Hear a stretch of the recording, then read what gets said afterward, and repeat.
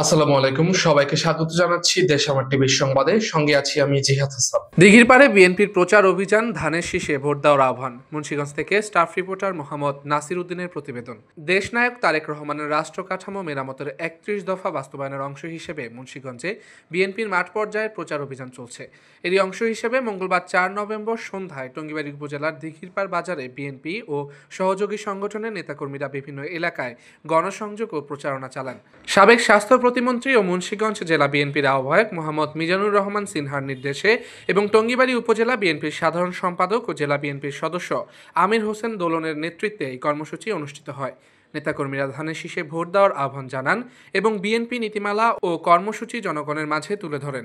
এ সময় উপস্থিত ছিলেন জেলা বিএনপির আহ্বায়ক কমিটির সদস্য AK-M জহিরুল ইসলাম লিলিন ও ওয়াহিদ ঢালি, উপজেলা বিএনপির সহসভাপতি আক্তার মোল্লা, দিঘিরপাড় ইউনিয়ন বিএনপির সাধারণ সম্পাদক DM মনোয়ার ব্যাপারী, উপজেলা মুক্তিযোদ্ধা সংসদের সভাপতি বীর মুক্তিযোদ্ধা অলিউল্লাহ খান, উপজেলা যুবদলের যুগ্ম আহ্বায়ক মোহাম্মদ হোসেন লিখন খান, দিঘিরপাড় ইউনিয়ন কৃষক দলের সভাপতি মোস্তফা গাজী সহ বিএনপি ও অঙ্গ সংগঠনের নেতাকর্মীরা।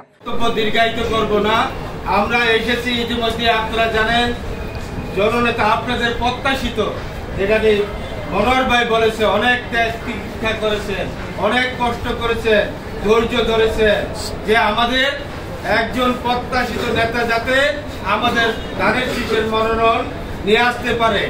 আপনাদের সেই মনোনীত, আপনাদের সেই প্রত্যাশিত নেতার পক্ষে আপনার নির্দেশে আজকে আমাদের টঙ্গীবাড়ি থানা বিএনপির সংগ্রামী সাধারণ সম্পাদক জনাব আমির হোসেন দোলন ভাইয়ের নেতৃত্বে এই টঙ্গীবাড়ি উপজেলা বিএনপির আমরা নেতৃবৃন্দ আপনাদেরকে কাছে এসেছি শুধু জনাব মিজানুর রহমান সিনহা সাহেবের শুভেচ্ছা, অভিনন্দন এবং সালাম পৌঁছানোর জন্য।